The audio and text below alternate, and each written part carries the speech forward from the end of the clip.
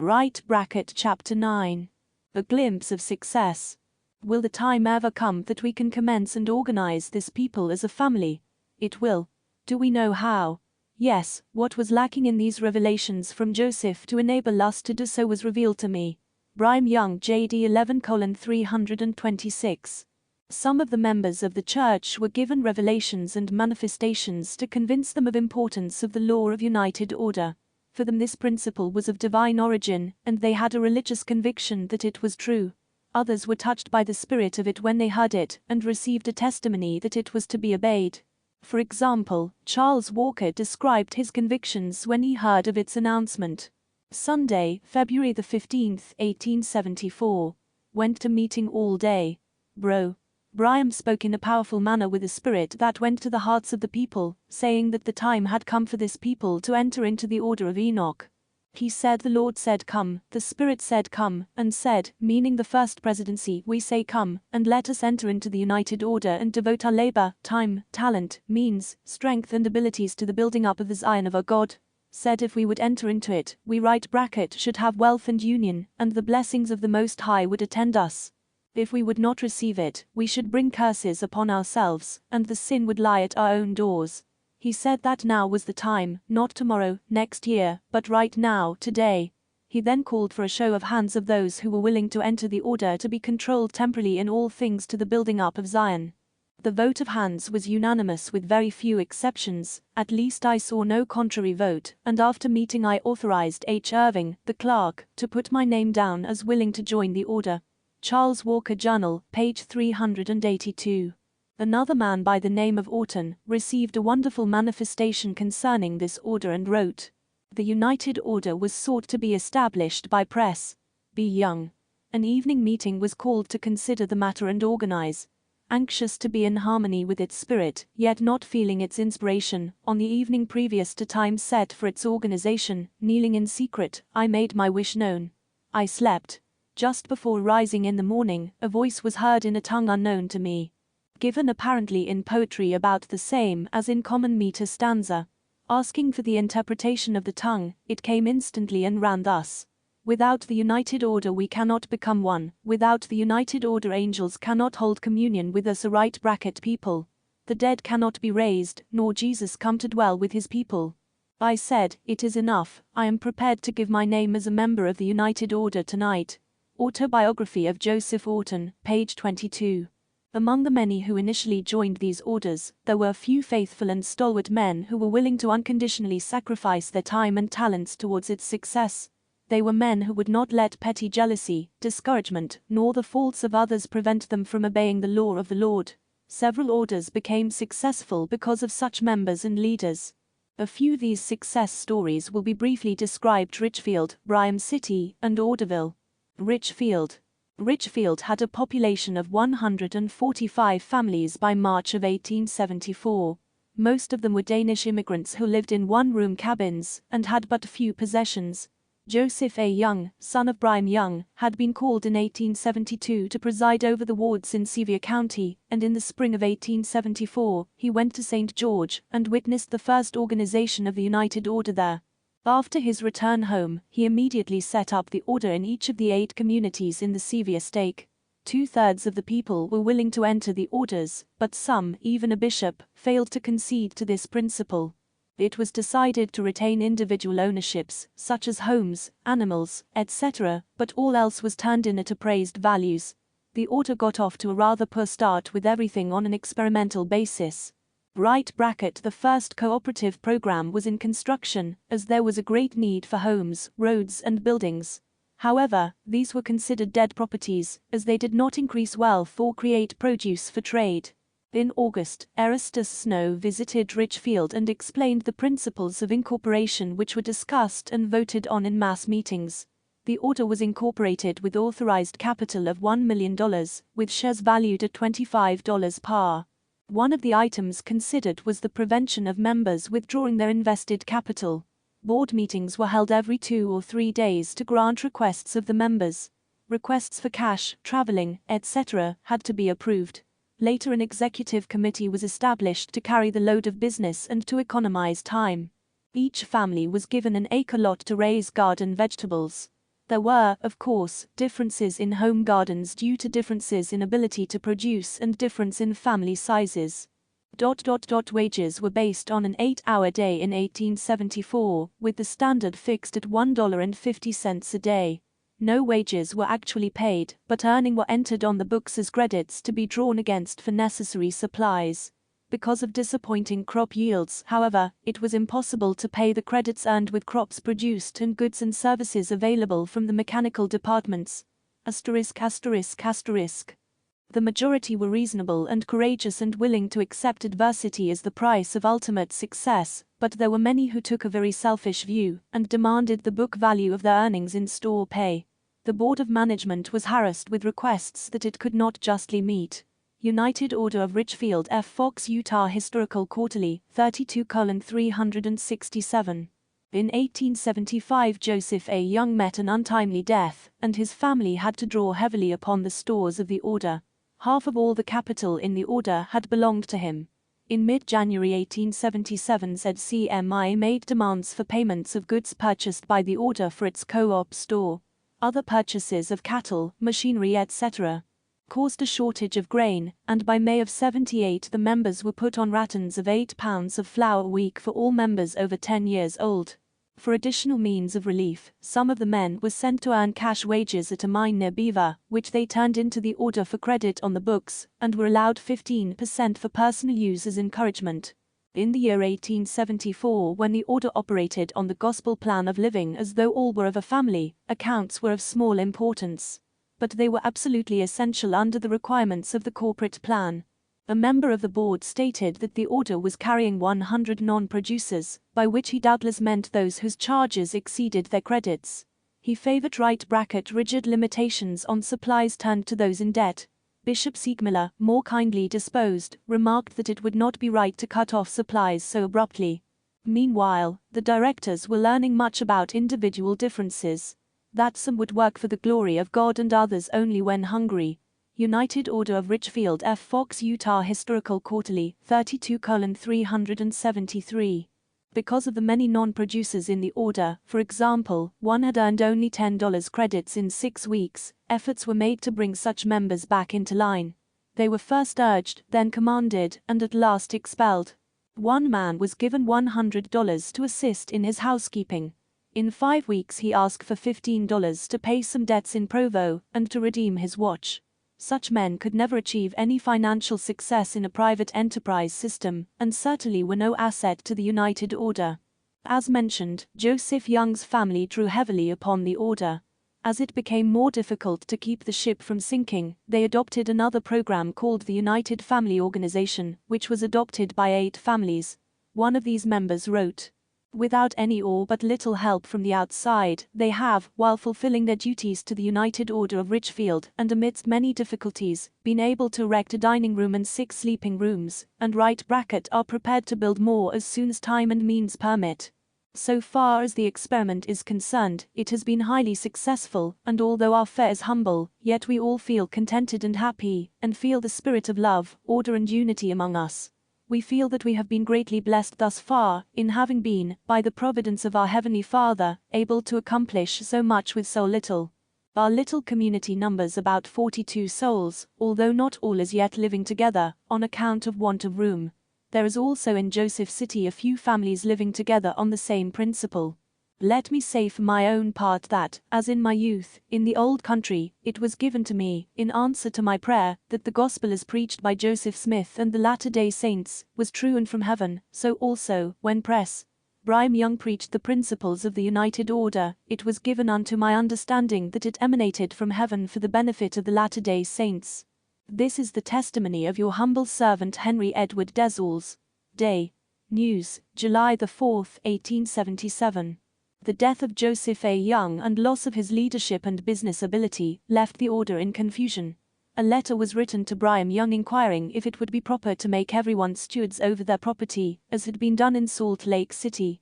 President Young replied that it was his advice to continue the order without changes.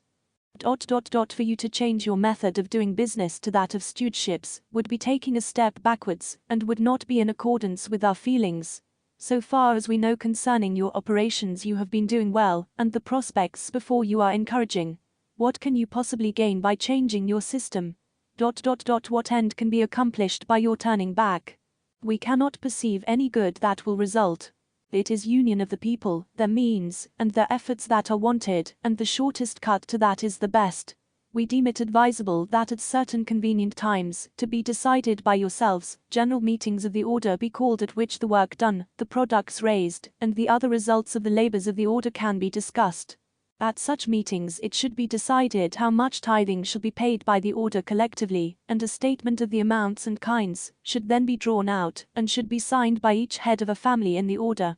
This statement should then be carefully filed away for future reference.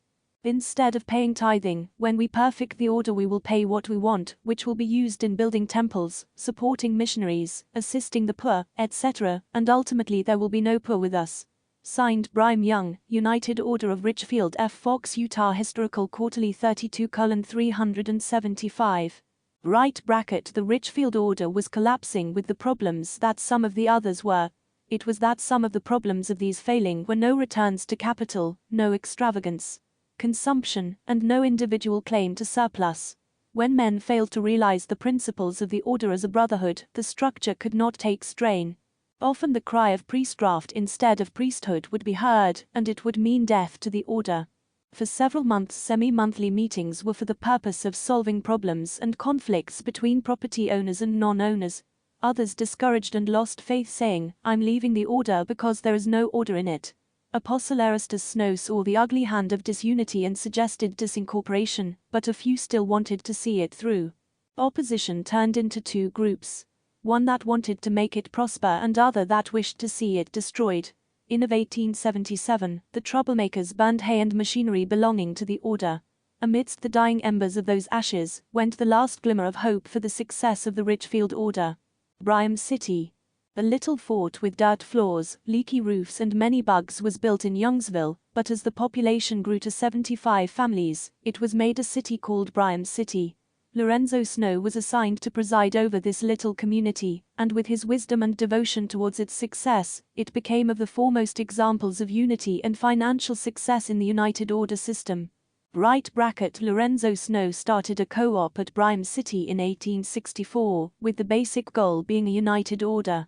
A fort, a gristmill, a sawmill, and a few other prerequisites were there to begin with, and Lorenzo persuaded some of the merchants to unite their efforts and stock and form a Brigham City cooperative system. It began as only a joint stock enterprise with dividends which could be used only for locally produced merchandise. The principal objective was to make it succeed through home industries for a cooperative system for the general welfare and interest of the community. They built a large 2-story tannery building. Then came a shoe shop that employed 8 people who turned out new shoes and boots. After that came another 2-story building for the woolen mill, which in turn opened the way for them to build a large herd of sheep. Cattle also became another necessary part of the program. By 1874, 10 years after its birth, the Brigham City enterprise had almost totally absorbed the entire economic mainstream of the community. There were 40 enterprises that made the community almost self-supporting, and had a surplus to sell in other towns. By 1877 there were 340 people employed, with 585 shareholders, and an annual income in excess of $260,000. The number of families in the town was just about equal to the number of shareholders. Accounts were kept separately for each department of labor, and at the end of each year a balance sheet was made out reporting gains or losses. From information on this report, dividends were made on the investment or capital stock to be shared equally by the stockholders. Wages were paid in merchandise. Lorenzo Snow was always the overseer in spiritual as well as temporal affairs, and his general attitude was I have labored to inspire the overseers of the various departments with a proper sense of their obligations to the people, to be satisfied with a reasonable wage, and be willing that their abilities should be employed, to a certain extent, for the building up of Zion. I endeavor to influence all our laboring hands not to be greedy for high wages, and also those who furnish the capital, to be satisfied with reasonable dividends, and thus work together in harmony on principles of equal justice, that the Lord may take cognizance of our works, and bestow blessings of prosperity and salvation in the hour of necessity. Building the City of God, Arrington, Fox and May, page 119. Each Saturday the employees were paid in scrip which could be redeemed in merchandise from any division of the cooperative. They might get furniture, shoes, cheese, bacon, milk, or even exchanged for admission to a concert or play. Their wages were about equal with any of those around the rest of the country. It took about 8 years for this community to work itself into an almost total united order system. When the 1874 crusade came for united orders to be established, by then the Bryan City Co-op was almost totally self-sustaining. In 1878 Lorenzo Snow reported at Ogden how all of this came about. To engage in this labor seems to be a great and sacred undertaking. President Young used to say, "Why, up there in Bryan City Brother Snow has led the people along and got them into the united order without their knowing it. But I can see many things that we are very short of accomplishing.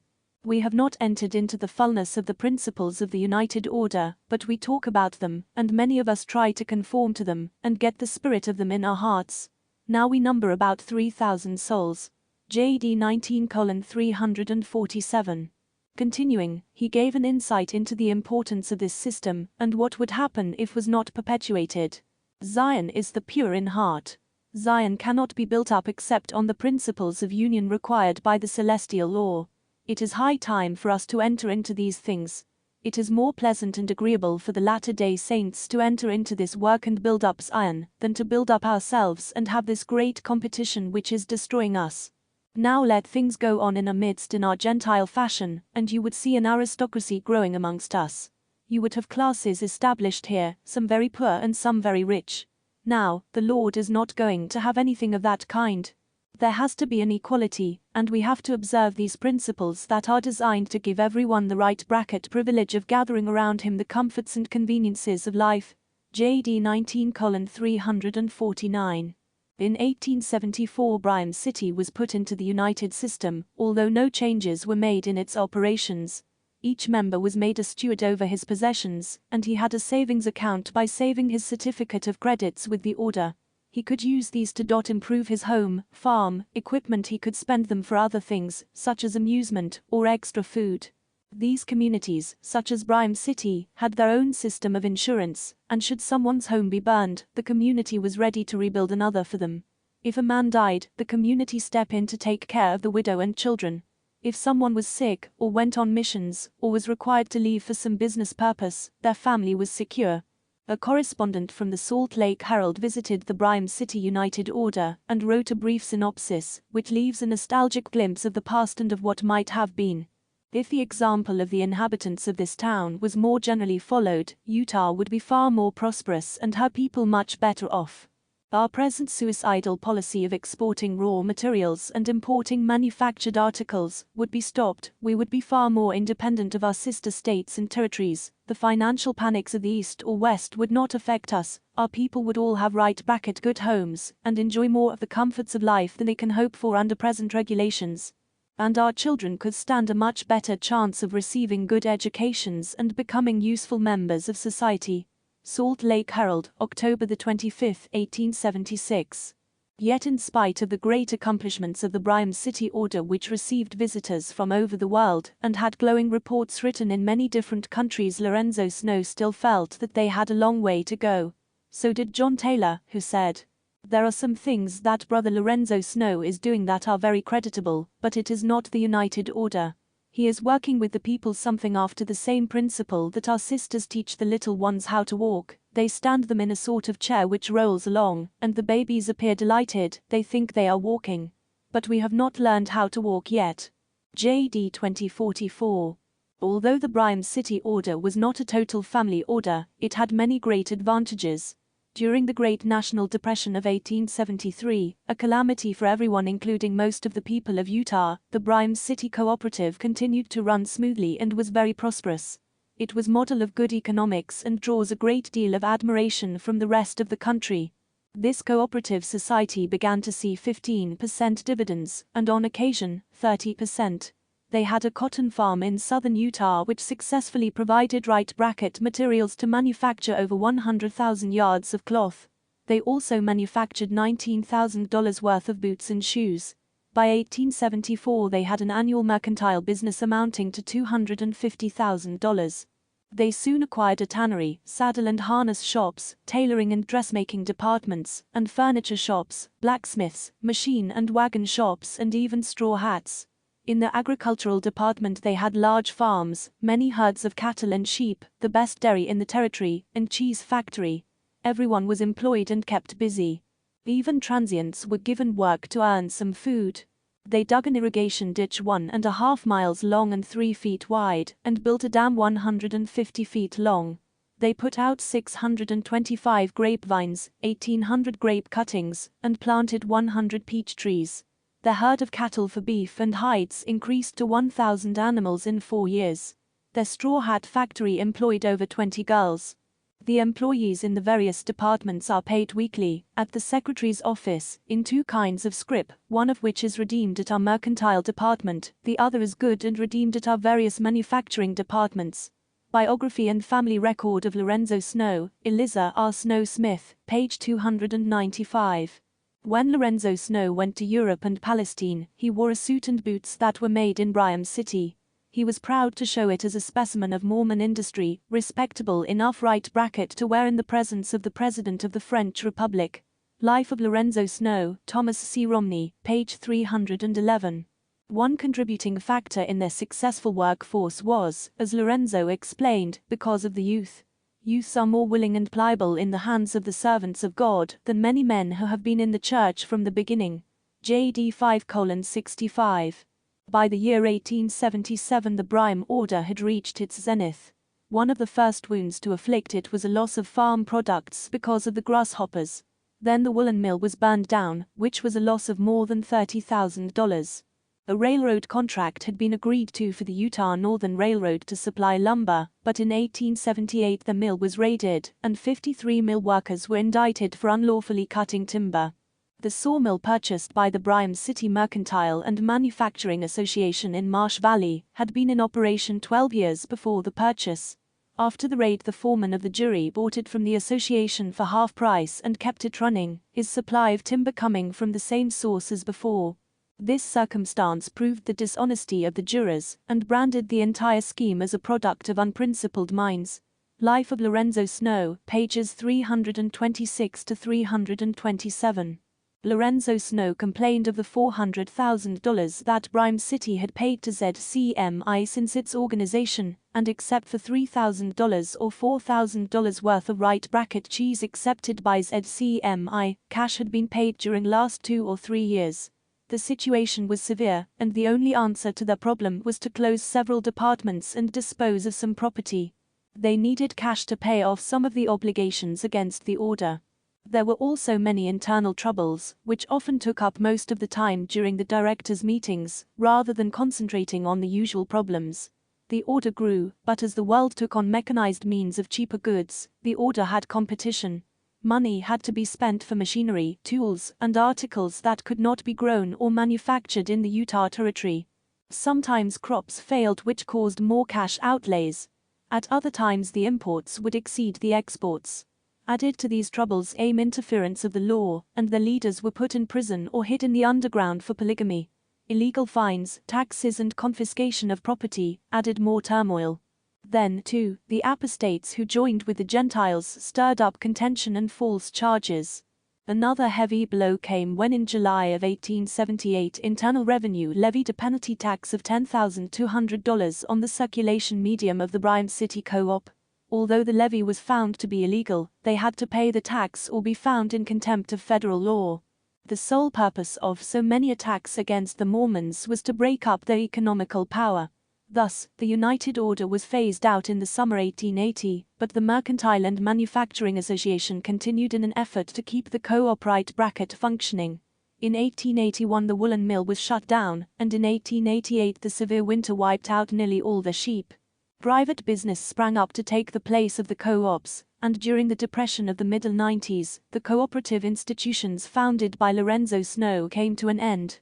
In 1894 2 different fires sent the last vapors of the order into the winds. In 1895 the Bryan City Co-op went bankrupt during the Great National Depression. The Bryan City Order began with a little mercantile store and ended up with a little mercantile store. Orderville. No other town in Utah has gained as much recognition for their efforts in living the United Order as Orderville, Utah. Its very name has drawn attention to its unique history. This community lived the United Order longer than any other, approximately 25 years. It began in March 1874 when John R. Young came to Mount Carmel to organize an order there, but it was not long before some members became disgruntled and withdrew. However, others were convinced of the gospel plan and were determined to live it. Although they had been a people of little means, and still were, they decided to go up the Virgin River and choose a place where they could establish their own order. They found the ideal spot in March of 1875. It was remote, the land was fertile, rangeland was extensive, for both winter and summer pastures, there were abundant supplies of lumber, coal and full earth nearby, and the Virgin River furnished water for irrigation and power. 20 acres was set aside for a vegetable garden and orchard, while 315 acres were cleared for farming. On the 14th of July 1875, the town was organized under the name of the Orderville United Order. There were 9 members of the board of directors, and Thomas Chamberlain was president. Chamberlain was an important contributing factor to the success of Orderville. He had abounding energy and executive ability of a high order. He was honest, handsome and of a kindly disposition, and had 5 to assist him. The first building erected was a hotel where all who were in good health could eat at one table. W.M. Black was placed in charge of the hotel, with 7 sisters as a working force. When the order was in the zenith of its prosperity, those 8 persons placed the food upon the 2 tables for 80 families. The meals were served at 7, 12, and 6 o'clock, and were as regular as clockwork. The Mormon United Order in Utah, Dr. Angus Woodbury, page 18. One member recalled that about 300 pounds of flour were made into bread each day, and about 3 bushels of potatoes were eaten at a meal. The order was built up according to the desires of Brigham Young, on the big family plan, which he designated as the Order of Heaven. Except for a few items, there were no books kept as they deemed it unnecessary to keep individual records of the people. Each year, according to the revelations in the Doctrine and Covenants, the order paid tithing to the church from the net increase. Therefore, individual members were not required to pay tithing. A letter was received from President Young on July 7, 1875, instructing those who wished to live that principle to be baptized into the United Order. So, on July 11, 1875, a meeting was held at Orderville, the people of Glendale and Mr. Carmel attending. Joseph W. Young spoke on the principle of the United Order, read the adopted rules, and called on all who were willing to obey these rules to make a covenant of the same by baptism. At the close of the meeting, about 50 members of the order, including John R. Young, William Black, and Allen Frost, were baptized. On July 24, 1875, 15 families ate the first community meal in the new dining room. By 1877 the number had grown to 370, and by 1882 the population numbered 602. One member of the order wrote a letter and said, "As we learned each other's weaknesses, we learned also their virtues. The love born of constant and daily intermingling caused us to help and to defend each other, as would members of an individual family." Perhaps we did invite a few wisecracks in our homespun clothing, homemade straw hats, homemade shoes, community eating, arrangement of houses, etc., but we lived a clearly normal life, and were happy. The order was governed by an annually elected of 9 men who supervised the buying and directed the labor, and also heard complaints. Everything was done according to common consent. In Orderville they secured the title to all land for the order. All persons involved had to deed all real and personal property to the community, so that there were no rich or poor, and all things were held in common. In 1876 President Brigham Young visited the order and offered much good advice. One of his suggestions was that each day a record should be kept of the time and labors of those engaged in that work, and that they should credit a man for what he does. It is a true principle that every person should be rewarded for the labor he performs, and credited for all the good he does. Those who lived in Orderville were convinced that the Almighty had given them the laws for living that order. This was the cement that held them together, it was a comfort in their sorrow and a strength when they were cast down. But, even so, there were some who complained for something better, or for a change which in reality was a petition to leave the order. But President Young encouraged them by saying it was the nearest right in organization and the most successfully run of any that had made the attempt. They had a shoe shop, carpenter shop, tannery, schoolhouse, blacksmith shop, woolen factory, greenhouse, dairy and sheep herd. However, the general standards of living were not as high as in other communities, yet they had their necessities. The town, as a whole, bore more resemblance to a Christian military camp than to an individualistic society of free men and women. With periodic calls by the United Order bugler, or by the clanging of the dining hall bell, to arise, to attend prayers, to eat breakfast, to go to work, to eat dinner, to attend evening prayers, and to retire, life must, indeed, have had a military aspect. Building the City of God, Arrington, Fox and May, page 271. The Orderville community never felt the economic fluctuations on the money markets, for they were almost totally self-sustaining. They had their own meat, eggs, cheese, soap, coal, lumber, milk, silk, wool, cotton and leather products. They didn't feel the effects of the Depression. In addition, they were able to furnish material and labor in the building of the St. George and Manti temples, and they also sent out missionaries. By 1880 the community had assets of nearly $80,000, which is an astounding gain for those pioneer days. According to instructions from Brigham Young, they were told to keep individual records, so that apostates could not sue for an unreasonable sum. The pay rate scale was the same for any labor or occupation within the order. In a few years Orderville was the most self-contained town in Utah, with a surplus of wool, livestock and manufactured goods to sell and exchange. A sawmill was the first purchase. The flour mill at Glendale was bought for $3,000. A fine grade of right bracket leather was made at the tannery and fabricated into boots, shoes, harnesses, and saddles. At the cabinet shop, not only furniture, but spinning wheels were made. At the bucket shop, tubs, buckets, barrels and firkins were manufactured. The making of shingles was another industry. At a ranch, 11 miles north from Orderville, cheese and butter were produced, molasses was made in large quantities at Moccasin Springs, and early fruits and vegetables were grown on a farm at Leeds. Utah Historical Quarterly, 7:149. One of the products for which the order became famous was molasses, which was made from the many fields of sugarcane. For a while it was the only source of sweetening. The fields produced an abundance of peaches, grapes, plums, and melons galore. Large fields of broom corn were planted from which hundreds of brooms were made each year. The whole operation was a fascination even to those who lived there. A week spent at the sawmill where there was always a family living, a trip to the grist mill, the sight of logging and sawing of lumber, the different stages of grinding wheat until it came out as flour, each had its individual charm. We were clearly delighted with the visit to the tannery, shoe shop, cooper shop, and carpenter shop, each having its peculiar attraction. Utah Historical Quarterly, 7:181. Right bracket. Eventually, there came a time when those living in Orderville were better dressed and better fed than any of their neighbors. During the Depression of the late 1870s and early 1880s, many people sought to join the Orderville community. There were those who joined but would not work, and some who soon withdrew from the order, both of which caused trouble. So, in 1879 there were heavy obligations, and the people were quite pressed for many necessities. Some of the leading brethren met together at a suitable place, and petitioned the Lord to help them to obtain the means to relieve their distress.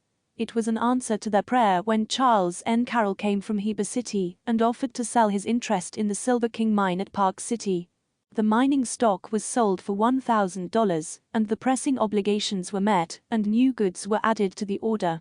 The church was determined that the order should continue, as they wanted an example left of a good united order. The church gave the order charge over a large cattle ranch at Pipe Springs, Arizona, and they almost received the Washington cotton factory. Some thought the order would soon own the whole bottom half of the state. Then mining ventures and railroads brought wealth into the surrounding communities, which, by comparison, left the Orderville people with drab clothing and homemade goods, causing some discontent. Right bracket. In 1880 they dropped the communal dining, which caused an individualistic spirit to develop among the people. 3 years later different kinds work were given different salary rates. These two small items, as they may seem, caused differences in attitude and, of course, opened the door to destroying influences. Later, there arose a leasing agreement which created richer portions for some and poorer conditions for others. Then they began an order currency, so the wage system began to creep in. Some complained that this was falling away from the original commandment, and they left the order. In 1885 there were some serious thoughts about breaking up the order. By 1889 capital stock in the company went out for sale, and the order weakened further. In January of 1896, all the members of the board were re-elected, with the exception of one who died a few months previously. They were the last members of the Orderville Board of Directors, remaining until July 14, 1900. The order was still financially independent when it was disorganized, and negotiations were even underway at this time for purchase of several cotton mills. However, it was not the weakness of members, difficulty of internal practices or stringent rules that caused the order its greatest trouble. It was the federal government. The Edmunds Act in 1885 induced fines and imprisonment for polygamists for unlawful cohabitation, causing many to leave for the underground. Some of the men were apprehended and sent to prison, including the president of Orderville, Thomas Chamberlain. Many of the families in Orderville were plural, and to escape from U.S. Marshals who were enforcing the Edmund Act, many men went into hiding, some were caught and sentenced to prison. Apostle Lyman advised the citizens to discontinue the order. Orderly Orderville, Nick Carling, The Trolley Times, page 2. Because of the Edmunds-Tucker law, the government was legally stealing Mormon church land. Some of the leaders were more willing to capitulate with their enemies than to stand up for their rights. It was during this confusion of what was right and what was wrong that the church authorities sent John R. Young, Brian Commer's first son, to dissolve the order. He couldn't convince them to dissolve, so they had to send another man to do it. Day. News, September 4, 1974, B3. The apostles Brigham Young Jr. and Heber J. Grant also came to recommend that the order disband so that they could make peace with the government. Gradually each piece of property, equipment and livestock was transferred, sold or deeded. It was not until 1900 that the last item, the incorporated order, was phased out of existence. Church historian Andrew Jensen wrote, "The good saints of Orderville gained an experience that will never be forgotten by those who passed through it, and I was assured by several of the brethren who stuck to it till the last, that they never felt happier in their lives than they did when the order was in complete running order, and they were devoting their entire time, talent and strength for the common good. Good feelings, brother love and unselfish motives characterized most of those who were members until the last day."